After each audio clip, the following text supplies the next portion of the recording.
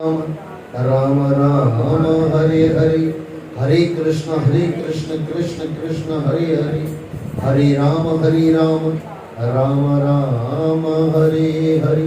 सृष्टि की रचनाकार परमात्मा अकाल पुरख महाकाल के चरणों में बारंबार मेरी नमस्कार। सृष्टि के मालिक गुरु परंपरा, गुरु पद और सभी गुरुओं के चरणों में, यानी सृष्टि के मालिकों गुरुओं के चरणों में बारंबार मेरी नमस्कार। सभी के माता पिता, आप सभी के माता पिता के चरणों में बारंबार मेरी नमस्कार, और आप सभी के चरणों में बारंबार मेरी नमस्कार। और आप सभी को प्यार भरे सतनाम साखी, सतनाम साखी, सतनाम साखी। ईश्वर की और गुरुओं की परम असीम कृपा से हम सत्संग में जुड़ रहे हैं। आइए जुड़ने से पहले गुरुओं के चरणों में प्रार्थना करें, हम जीवन में सफल हैं, जीवन को सफल करें। इसी प्रार्थना के साथ सत्संग में प्रवेश करें। बोलो सद्गुरुदेव भगवान की जय। सतनाम साखी, सतनाम साखी, सतनाम साखी। जय जय श्री राधे, जय जय श्री राधे, जय जय श्री राधे। 8वां सिकंद और 8वां अध्याय। अध्याय 8वां, समुद्र से अमृत का प्रकट होना और भगवान का मोहिनी रूप धारण करके असुरों को ललचाना। श्री सुखदेव जी ने कहा, परीक्षित, जब भगवान शंकर ने विषपान कर लिया तब देवता और असुरों को बड़ी प्रसन्नता हुई। वे फिर दूने उत्साह से समुद्र मंथन करने लगे। तब समुद्र से कामधेनु प्रकट हुई। वह अग्निहोत्र की सामग्री उत्पन्न करने वाली थी, इसलिए घी तथा दूध के लिए ब्रह्मवादी ऋषियों ने उसे ग्रहण कर लिया। उसके बाद समुद्र से उच्चैश्रवा नाम का घोड़ा निकला। वह श्वेत वर्ण का था। दैत्यराज बलि ने उसे लेने की इच्छा प्रकट की। वह घोड़ा राजा बलि को दे दिया गया। उसके बाद समुद्र से ऐरावत नाम का श्रेष्ठ हाथी निकला। उसके बड़े बड़े 4 दांत थे। उसे इंद्र ने ले लिया। उसके बाद कौस्तुभ नामक पद्म पराग मणि समुद्र से निकली। उस मणि को अपने हृदय पर धारण करने के लिए भगवान अजित ने लेना चाहा। असुरों ने कोई आपत्ति नहीं की। परीक्षित, उसके बाद स्वर्गलोक की शोभा बढ़ाने वाला कल्प वृक्ष निकला।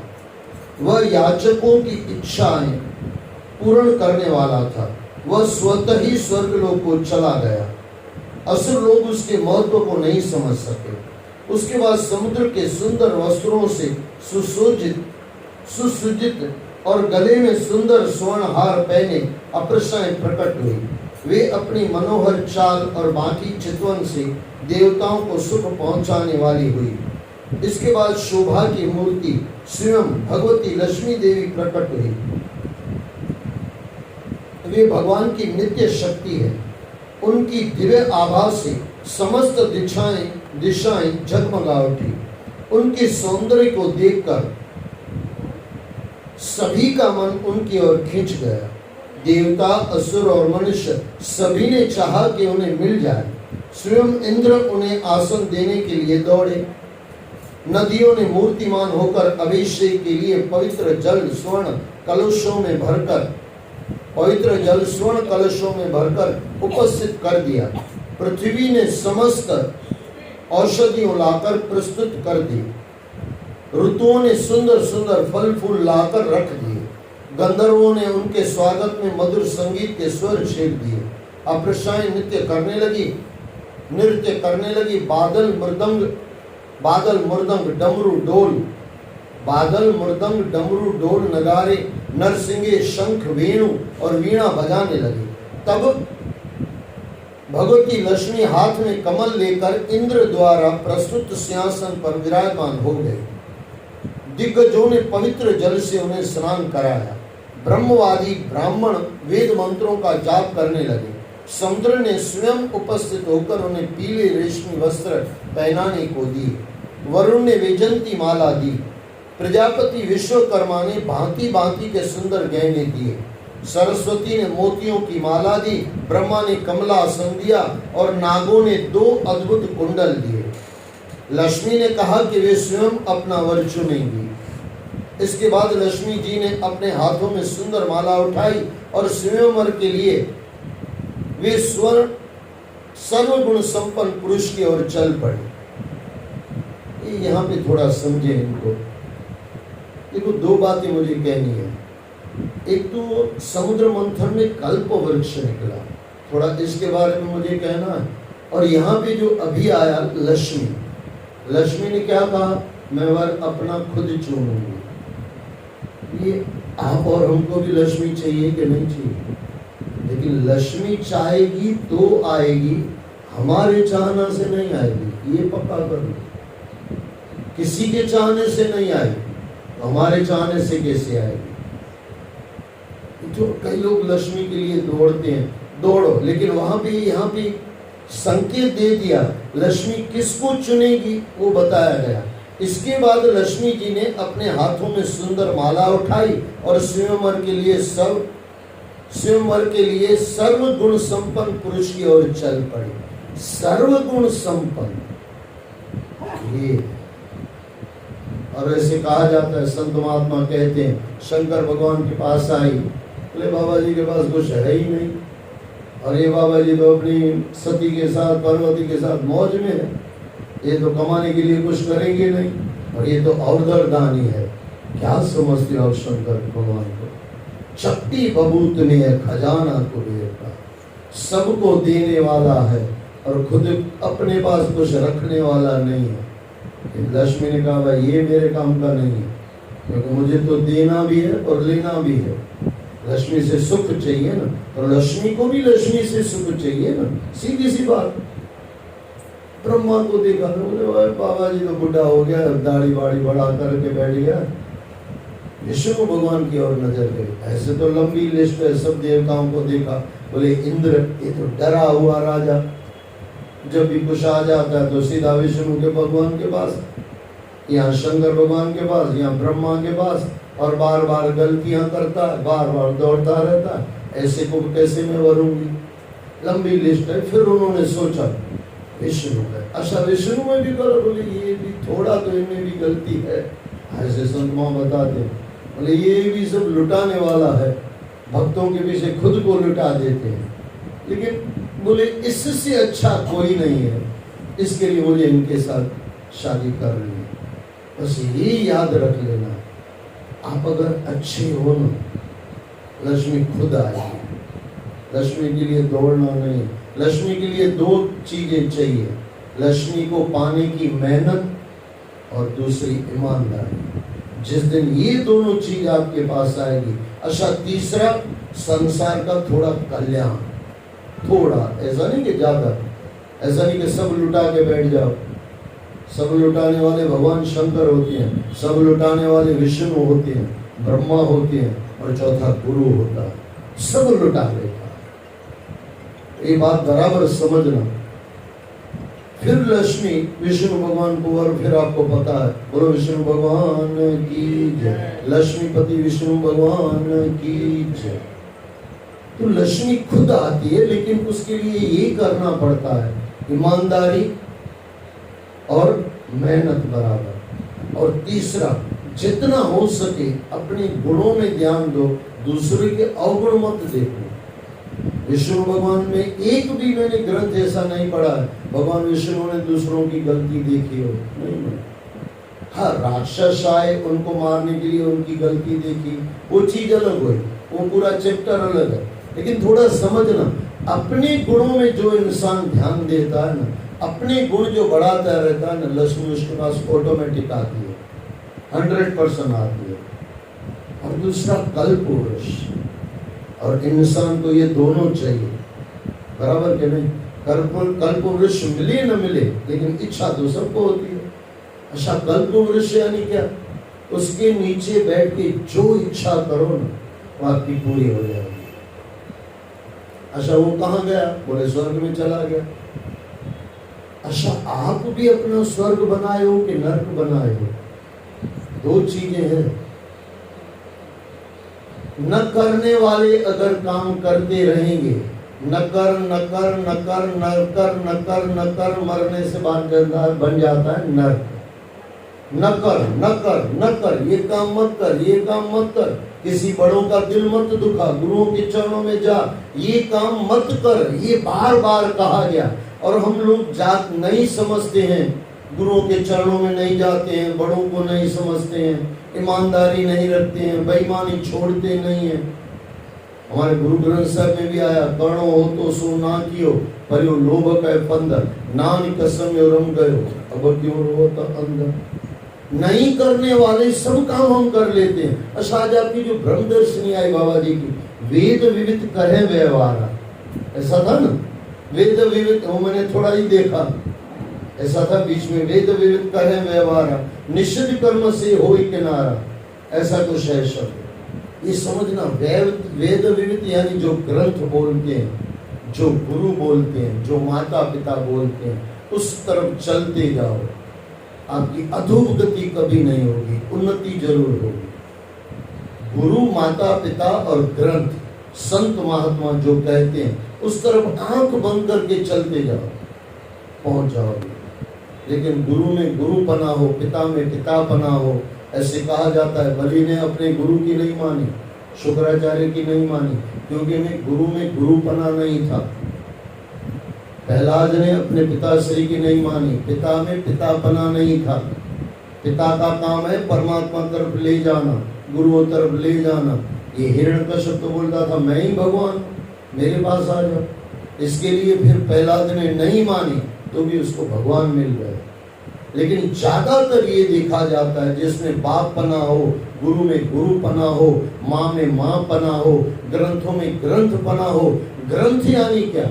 हमारी जन्मों की ग्रंथियां तोड़े, उसका नाम है ग्रंथ। जो ग्रंथियां बंध गई है, जो पाप की ग्रंथि बंध गई, जहां तक हम जकड़ गए, जकड़ जाते हैं, फंस जाते हैं। मोह यानी क्या? मोह यानी फंसना, प्रेम यानी छूटना, सीधी सी बात। मोह फंसा देता है और प्यार छुड़ा देता है। देखो इतना प्रेम था गोपियों और कृष्ण में, कितने पास पास थे। आज भी देखने जाओ कितना पास है। जहां पे कृष्ण द्वारका, कितना पास है, नहीं कोई ज्यादा दूर थोड़ी है, आदमी पहुंच सकता है। द्वारका और वृंदावन, गोकुल में समझो लास्ट में जब कृष्ण गए, वृंदावन छोड़ के गए, तो गोपियां जा सकती थी, नहीं जा सकती थी ऐसा थोड़ा। गए ना, कितने गए, उद्धव गया, अच्छा बलराम गए वापस गोपियों के पास, कृष्ण भगवान नहीं गए। कृष्ण भगवान ने बताया जीवन में कभी रिवर्स गियर नहीं होता है, आगे बढ़ते जाओ। रिवर्स कभी कृष्ण ने नहीं किया, कभी नहीं। एक बार जहां से गए वापस रिवर्स गियर एक बार भी मुझे बता दो, शायद कहीं नहीं है, कहीं हो तो मेरा ध्यान नहीं गया होगा। बाकी एक बार जहां से निकले एक ही जगह वापस आए, कंस को मारने के लिए, जहां उनका जन्म हुआ। बाकी रिवर्स गियर कभी कृष्ण का नहीं था। हमारा तो कितना एक जहां से निकल जाते हैं वहां याद रह जाता है। कृष्ण भगवान कहते हैं जहां से निकल गए उसको भूल जाओ, जहां है उसका याद करो, जहां हो। और पूरा डूब के कृष्ण ने बंसी बजाई, हमारे भाई साहब ने गाया, मस्त गाया। बंसी बजाई तो पूरा डूब के बजाई, लड़ाई की तो पूरी डूब के की, बराबर के नहीं। इसके लिए कई लोग कृष्ण, वो बाल कृष्ण को मानते हैं, गीता वाले कृष्ण को नमस्कार कम करते हैं। वो ग्रंथों की वजह से करना पड़ेगा, वो बात अलग है।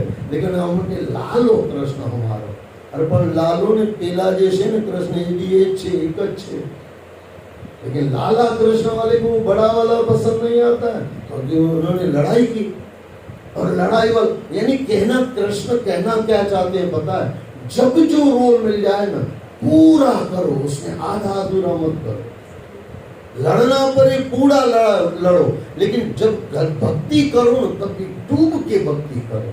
और ये तो मैंने आपको काफी बार कहा है, जितनी ईमानदारी से हम झगड़ा करते हैं ना, इतना डूब के जिस दिन सत्संग में बैठ जाएंगे ना, सब मिल जाएगा। लेकिन हमारा क्या, लड़ाई पूरी, भक्ति अधूरी। पैसे कमाने में पूरे और खर्चा करने में अधूरे। कृष्ण ने खर्चा किया, द्वार की बनाई अपनी लंका, अपनी जैसे।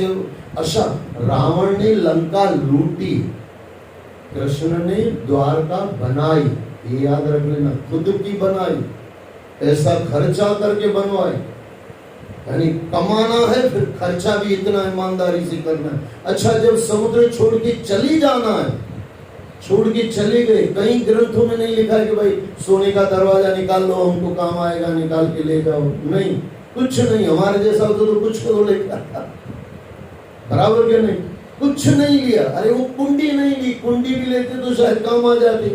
सब सोने का है ना, द्वारका पूरी सोने की है, लेकिन कृष्ण भगवान ने वहां से कुछ नहीं उठवाया, सब कुछ छोड़ के मजे से चले गए। अच्छा, ये अगर कृष्ण का स्वभाव भगवान का समझ में आ जाए, जीते जी पूरा डूब के जिए, लेकिन अंदर से सोचना कभी न कभी ये छोड़ के जाना। कृष्ण जब छोड़ के गए, मजे से द्वारका निकल छोड़ के चले गए। ये इंसान कर पाए, सब कुछ हो गया।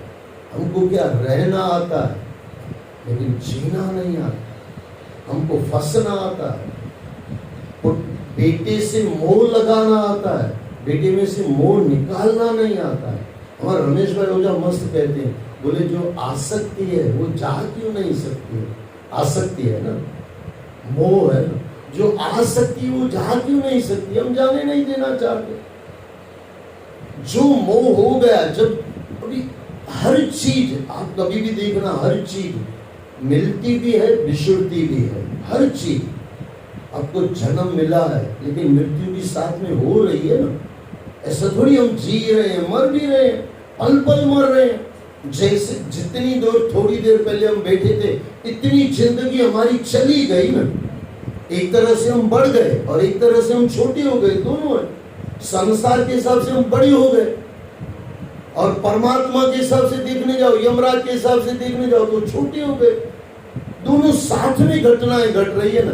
इंसान भी मर भी रहा है, जी भी रहा है। बस इसी तरह अंदर पक्का करने के, जो मिला है छोड़ने के लिए मिला है, हो गया काम। लेकिन जो मिला है उसका छूटता नहीं है, फिर वो यमराज मौत की झापड़ लगा के छुड़ा देता, तो इसके लिए दुखी है। लेकिन छोड़ना आ जाए तो, एक गुरु ने क्या किया, छोड़ दिया, छोड़ दिया, समय से छोड़ दिया। आपके मरने से पहले आपकी इच्छाएं पूरी हो जाए ना, या पूरी करने की गुरुओं को प्रार्थना करें ना, बाबा ये इच्छा ही मर जाए। बीच में मैंने आपको कहा था, प्रहलाद भगत को भगवान ने पूछा, बोले मांग बेटे क्या चाहिए? बोले बाबा कुछ नहीं चाहिए, आपका आशीर्वाद बस, सब कुछ है। जब 3 बार बोला गया, बोले बाबा एक आशीर्वाद दो, मैं कभी जिंदगी में किसी से कुछ नहीं मांगू, बस ये होना चाहिए। मरने से पहले इच्छा पूरी हो जाए ना, मोक्ष हो गया। मुझे राधा स्वामी का किसी ने ग्रंथ दिया था, जियरे मरो भव सागर करो, जियरे मरो। जियरे मरना यानी क्या? चाह गई चिंता मिटी, मनवा बेपरवाह, जिसको कुछ न चाहिए शाहों के शाह। अच्छा, किसके लिए चाहिए? ये शरीर के लिए। आज मेरा ही सत्संग हमारे मित्र बता रहे थे, अरोड़ा सर ने YouTube से मुझे निकाल कर उन्होंने आज सुना, तो उनको अच्छा लगा, फिर मेरा मैंने सुना और मजा आया। हकीकत यही है, जो है ना भाई उसको छोड़ने की तैयारी रखो, मजे से रहो। अब ये बोलने के लिए दिया गया, ऐसा थोड़ी मुझे घर ले जाने के लिए दिया गया, यही के लिए दिया गया है ना। हर चीज यही के लिए दी गई है। अरे आपका शरीर यहाँ के लिए दिया गया है भाई, और तो बात ही छोड़ दो, शरीर अग्नि में जल जाएगा। जो भी दिया गया है उसको सदुपयोग करने के लिए दिया गया है, फंसने के लिए नहीं दिया गया है। बस इतना ही, इतना अगर ज्ञान आ जाए ना, सब ग्रंथों का ज्ञान आ जाए, जो भी मिला है उसको सही ढंग से चला के जब छोड़ना पड़े, अच्छा छोड़ना पड़े और हम छोड़े वो भी गलत है, बस छूट जाए। हमारे भाई साहब बैठे हुए हैं, जैन है, महावीर स्वामी के कपड़े उतर गए, उतारे नहीं, ऐसी कहानी आती है, मैंने संतों के सुना। बोले जा रहे थे वृक्ष में, कपड़े फंस गए, बाबा जी आगे निकल गए। और आज हम क्या करते हैं, कपड़े उतारते, उतारने नहीं है, उतर जाए। जिंदगी में इच्छा ना हो कि मुझे कपड़ा पहनना हो, ऐसी इच्छा मत रखना, ऐसे गलत चीज मत। वो तो भाई क्या महावीर स्वामी की, उनके सामने हमारी औकात क्या है? कहाँ महावीर स्वामी, कहाँ हम, औकात तो नहीं है भाई साहब। बातें करने से कुछ नहीं है, ऊंची ऊंची बातों से कभी किसी का पेट नहीं भरता, राम के भरोसे कभी कोई भूखा नहीं मरता। सच्चाई अगर समझ में आ जाए, व्यसन छूट जाए, छोड़ने न पड़े। मैं बार बार आपको बोलूं कि चाय गलत है, चाय गलत है, छोड़ दो। अब मेरे कहने से 5 दिन छोड़ दोगे, छठे दिन वापस लेके बैठ जाओगे। मेरा एक मित्र है, वो कहता है, बोले कम से कम 8 बार मैंने दारू छोड़ी हुई है। और ये बंदे को मैं बोला, इसका मतलब 9 बार तूने शुरू भी की है ना, बराबर के नहीं? ये छोड़ने का क्या मतलब? लेकिन छूट जाए, अंदर इतना मजा आने लगे। अंदर देखो, आज मैं सुबह में मेरे अंदर कुछ चिंतन चल रहा था, ये देखता हूँ तो समय भी चलो थोड़ा इसको क्लियर करें। आज तो वैसे समय भी ज्यादा था, लेकिन बढ़िया है, ये भी सत्संग की एक लहर होती है, थोड़ा सुनना। एक होता है मनमुखी, एक होता है गुरुमुखी। दोनों में अंतर क्या है? मनमुखी इंसान हर सुख को बाहर ढूंढता है, बहिर्मुखी उसका नाम होता है। बहिर्मुखी सब बाहर, सुख बाहर, शांति बाहर, आनंद बाहर, मिलता नहीं है पूरी जिंदगी। सिकंदर क्या है? मनमुखी, बाहर ढूंढ रहा, कुछ नहीं मिल रहा। तेवराम साईं क्या है? गुरु नानक स्वामी क्या है? उनके जो शिष्य हैं वो क्या है? वो गुरुमुखी है, फिर अंतर्मुखी है। सुख अंदर में, शांति अंदर में। जिसको अंदर से शांति मिली, जिसको आनंद अंदर से मिल गया, उसके बाहर को सुख दे दो कोई मतलब नहीं है। दे दो तो दे दो, नहीं दो तो कोई दिक्कत नहीं। राजा जनक क्या कहे उनके बारे में? अंतर्मुखी इंसान, गुरु मिल गया, अंतर पा लिया, फिर बाहर सोना है तो भी कोई दिक्कत नहीं, और बाहर रोना है तो भी कोई दिक्कत। सोना है तो भी कोई दिक्कत नहीं, रोना है तो भी कोई दिक्कत नहीं। लेकिन मनमुख इंसान के पास बाहर तो कभी बात पक्की कर लो, बाहर सुख न कभी किसी को मिला है, न कभी किसी को मिला। कितने नाम दो, न सिकंदर को मिला, न रावण को मिला, न कुंभकर्ण को मिला, न दुर्योधन को मिला। कितने कंस आ गए, कितने दुष्ट आ गए, किसी को बाहर सुख मिला क्या? किसी को नहीं मिला। अच्छा, किसी करोड़पति के पास कोई साधु आया, बोले बाबा मुझे लगता है मैंने गलती कर दी, आपने इतना सुख पा लिया राजाई में से, अब मुझे भी कुछ सुख दो। ऐसा एक भी साधु सुना आपने? किसी भी धर्म में कभी सुना? अच्छा, साधु के पास राजा जाता है, पैर छूता है, बोले बाबा आपके पास कुछ नहीं है, लेकिन लगता है फिर भी आपके पास सब कुछ है, और मेरे पास सब कुछ है लेकिन लगता है कुछ नहीं है। राजा गए ना, और संसार के हिसाब से उनके पास सब कुछ है, देखने के हिसाब से उनके पास सब कुछ है, लेकिन अंदर टोटली खाली पड़े हुए हैं, क्योंकि बाहर सुख ढूंढ रहे हैं। बाहर सुख न कभी किसी को मिला है, न सिकंदर को मिला, न दुर्योधन को मिला, न विभीषण को मिला, क्योंकि परम भक्त बन गया, और अंदर मिला, बाहर नहीं। फिर मैं दोहरा दूं, जिसको भी मिला अंदर मिला। अब सबको अंदर मिला तो हम मूर्ख क्यों बनते हैं? हम क्यों बाहर ढूंढ रहे हैं?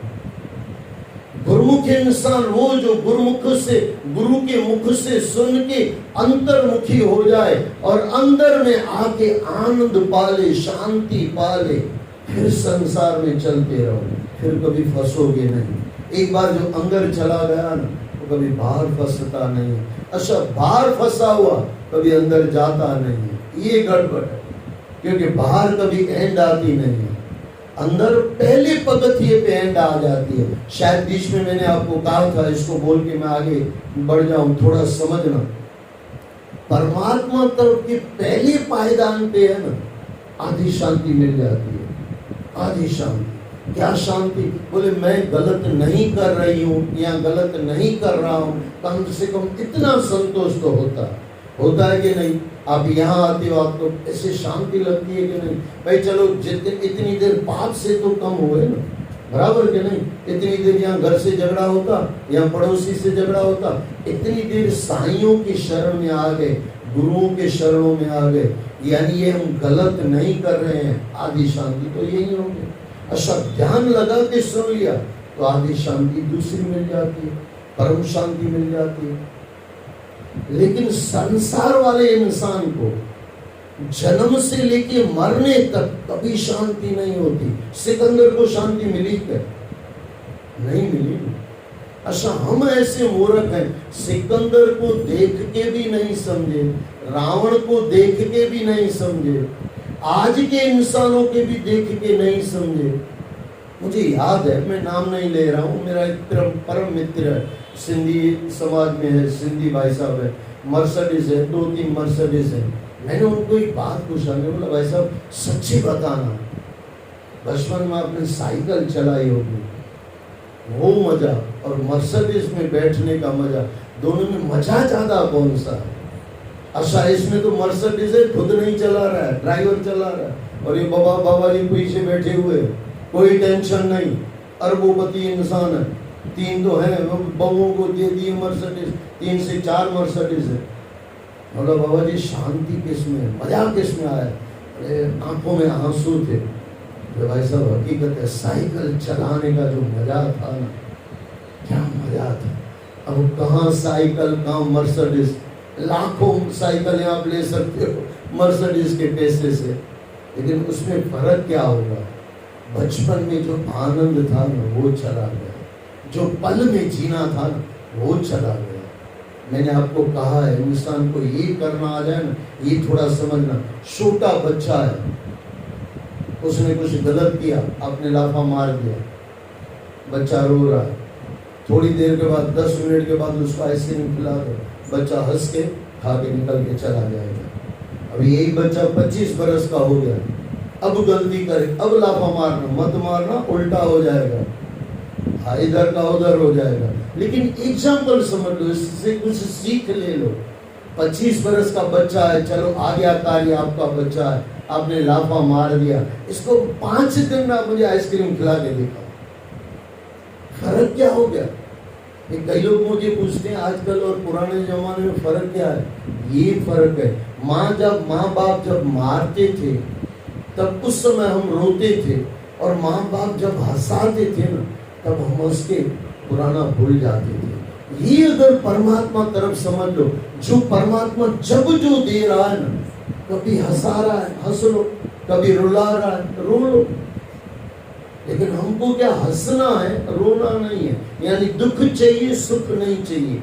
ये बच्चे को अगर आइसक्रीम खिलाने के बाद वो सुखी नहीं हो रहा है, छोटा बच्चा, तो समझना वो बच्चा बड़ा हो गया, अब उसको सुख याद है, दुख उसको नहीं चाहिए। और हम जब बचपन में थे, आप जब बचपन में थे, मार खाया, फिर 10 मिनट के साथ उनके ही बैठ के गोदी में बैठ गए और मजा लिया, भूल गए जो मारा। आज का इंसान भूलता नहीं, बस यही दुख का कारण है। मैं कई लोगों को ये कहता हूँ, पुराना जमाना चाहिए ना, इतना ही करो, जब बड़े आपको हंसाएं हंस लो, जब रुलाएं रो लो, फिर उनकी गोदी में बैठ जाओ। अच्छा, लेन देन हो जाती है ना। आप किसी दुकान से कुर्सी लेके आए, पैसा दे दिया, कुर्सी आपकी हो गई, अब कल वो बंदा वापस थोड़ी आएगा, क्योंकि आपने पैसे दे दिए। अच्छा, झगड़ा भी कर दिया, समझ लो मैंने गलती की, आपने बोल दिया, या आपने गलती की, मैंने बोल दिया, तो बस लेन देन हो गई ना।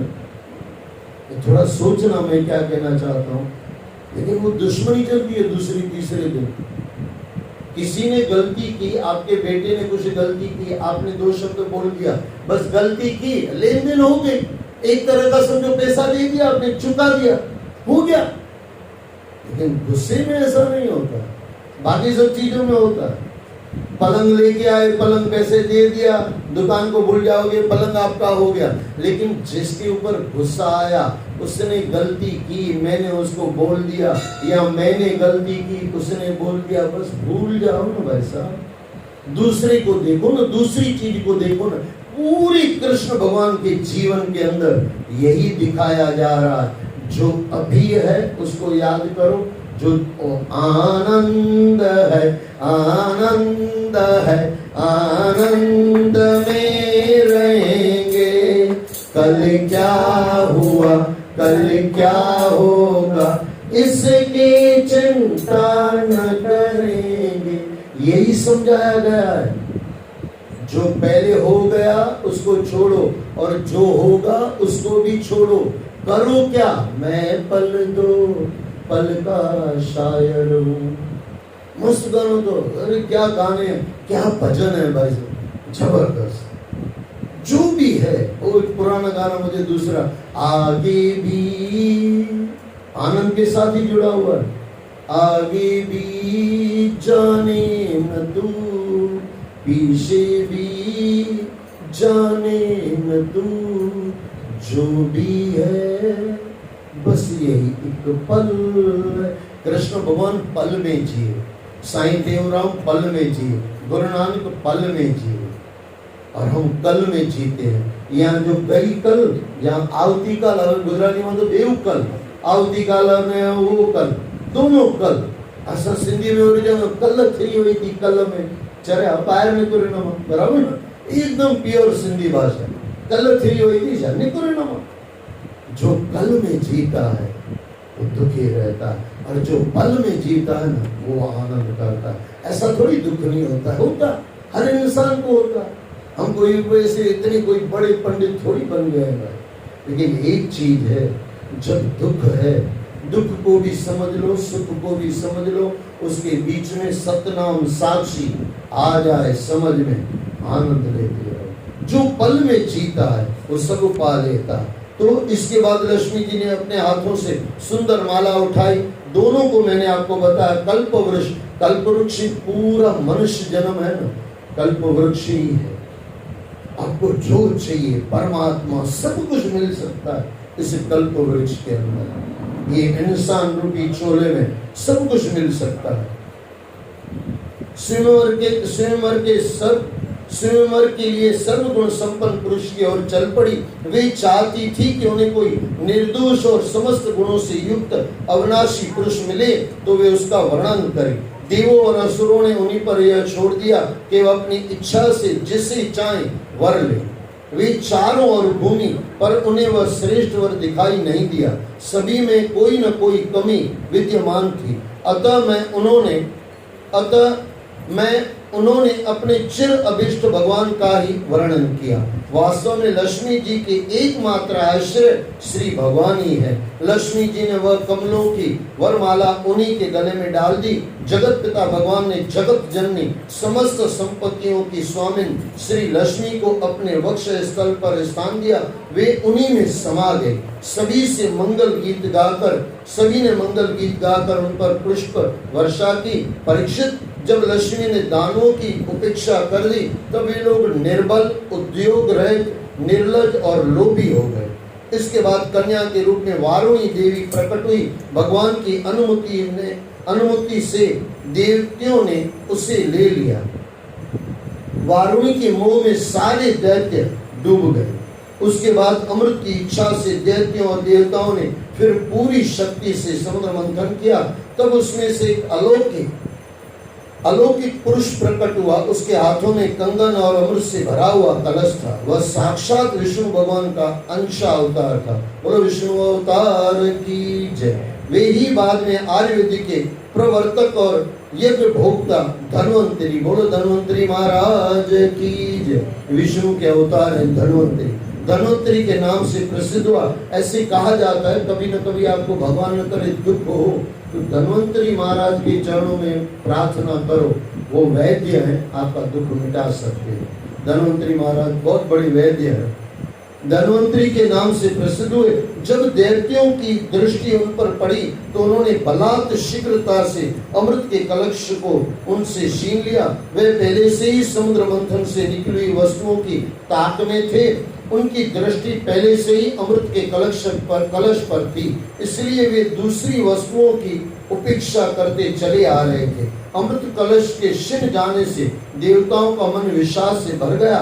वे भागे भागे भगवान की शरण में आ गए। परीक्षित, भगवान ने उनकी दीन दशा देखकर कहा, देवताओं तुम लोग खेद मत करो, मैं अपनी माया से उसमें फूल डाले देता हूँ, वे अमृत का पान नहीं कर पाएंगे। भगवान ने जैसे ही अपनी माया का प्रभाव फैलाया, अमृत लोलुप दैत्यों में अमृत के लिए झगड़ा होने लगा। हर कोई पहले अमृत पीना चाहता था। जो शक्तिशाली होता वही कलश को छीन लेता। उसी समय भगवान ने मोहिनी रूप धारण किया और वे दैत्यों की काम भावनाओं को बढ़ाते हुए उनके बीच जा पहुंचे। बोलो सद्गुरुदेव भगवान की जय। जय जय श्री राधे, जय जय श्री राधे, जय जय।